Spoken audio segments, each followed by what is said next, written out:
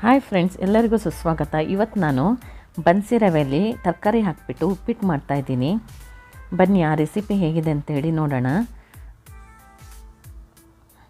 ನಾನಿಲ್ಲಿ ಮೊದಲಿಗೆ ಒಂದು ಬಾಣಲೆ ಬಿಸಿಗಿಟ್ಟು ಅದಕ್ಕೆ ಒಂದು 3ರಿಂದ 4 ಟೇಬಲ್ ಸ್ಪೂನ್ನಷ್ಟು ಎಣ್ಣೆ ಹಾಕ್ಕೊಂಡಿದ್ದೀನಿ.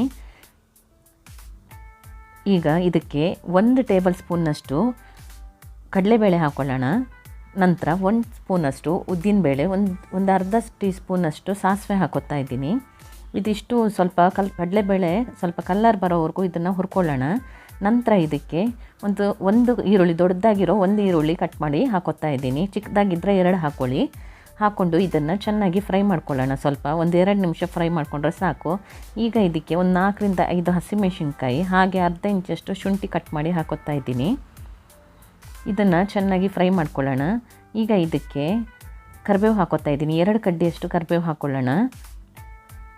ಈರುಳ್ಳಿ ಸ್ವಲ್ಪ ಲೈಟ್ ಕಲರ್ ಆದಮೇಲೆ ಕರಿಬೇವು ಹಾಕ್ಕೊಂಡು ಫ್ರೈ ಮಾಡ್ಕೊಳ್ಳಿ. ನಂತರ ಇದಕ್ಕೆ ಅರ್ಧ ಕಪ್ನಷ್ಟು ಹಸಿ ಬಟಾಣಿನ ಹಾಕೋತಾ ಇದ್ದೀನಿ.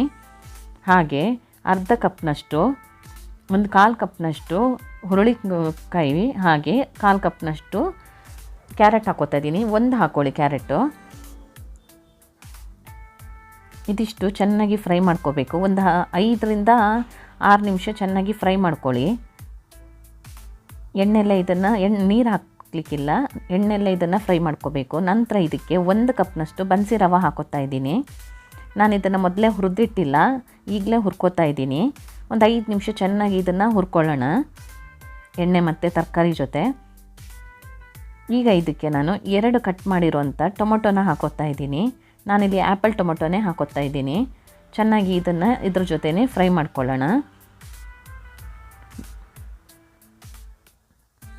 ನಂತರ ಇದಕ್ಕೆ ರುಚಿಗೆ ಬೇಕಾದಷ್ಟು ಉಪ್ಪು ಹಾಕೋತಾ ಇದ್ದೀನಿ. ಪುಡಿ ಉಪ್ಪೇ ಹಾಕ್ಕೊಳ್ಳಿ, ಕಲ್ಲುಪ್ಪು ಹಾಕ್ಕೊಂಡ್ರೆ ಕರಗಲ್ಲ. ಈಗ ಅದಕ್ಕೋಸ್ಕರ ನಾನು ಪುಡಿ ಉಪ್ಪೇ ಹಾಕೋತಾ ಇದ್ದೀನಿ.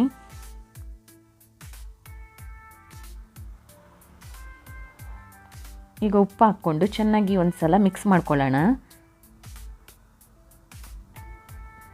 ನಂತರ ಇದಕ್ಕೆ 1 ಕಪ್ ರವೆಗೆ ನಾನಿಲ್ಲಿ 3 ಕಪ್ಪು ಬಿಸಿ ನೀರನ್ನ ಹಾಕೋತಾ ಇದ್ದೀನಿ.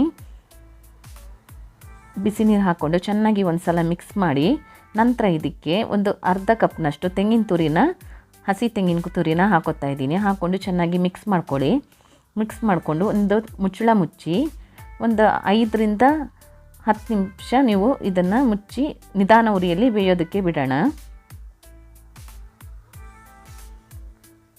ನಿಧಾನ ಉರಿಯಲ್ಲಿ ಒಂದು 7-8 ನಿಮಿಷ ಬೇಯಿಸಿದ್ರೆ ಒಳ್ಳೆ ಬೇಯುತ್ತೆ.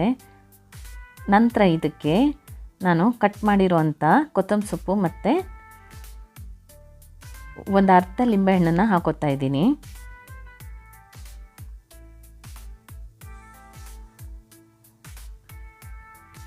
ಒಂದು ಅರ್ಧ ಲಿಂಬೆಹಣ್ಣು ಹಾಕ್ಕೊಳ್ಳಿ. ಹಾಕ್ಕೊಂಡು ಚೆನ್ನಾಗಿ ಒಂದು ಸಲ ಮಿಕ್ಸ್ ಮಾಡಿಕೊಂಡ್ರೆ ತರಕಾರಿ ಉಪ್ಪಿಟ್ಟು ರೆಡಿ ಆಗುತ್ತೆ. ಬನ್ಸಿ ರವೆಯಲ್ಲಿ ಮಾಡಿರೋವಂಥ. ನೀವು ಬೇಕಿದ್ರೆ ಸೈಡ್ಗೆ ಚಟ್ನಿನೂ ಮಾಡ್ಕೋಬೋದು. ನಾನಿಲ್ಲಿ ಚಟ್ನಿ ಏನೂ ಮಾಡಿಲ್ಲ. ಈಗ ತರಕಾರಿ ಎಲ್ಲ ಹಾಕಿರೋದ್ರಿಂದ ತುಂಬಾ ರುಚಿಯಾಗಿ ಬರುತ್ತೆ. ಈ ರೆಸಿಪಿ ನೀವು ಟ್ರೈ ಮಾಡಿ, ಹೇಗಾಗಿದೆ ಅಂತೇಳಿ ನಮಗೆ ತಿಳಿಸಿ. ಈ ರೆಸಿಪಿ ನಿಮಗೆ ಇಷ್ಟ ಆಗಿದ್ದರೆ ಲೈಕ್ ಮಾಡಿ, ಶೇರ್ ಮಾಡಿ, ಹಾಗೆ ಸಬ್ಸ್ಕ್ರೈಬ್ ಮಾಡಿ. ಧನ್ಯವಾದಗಳು.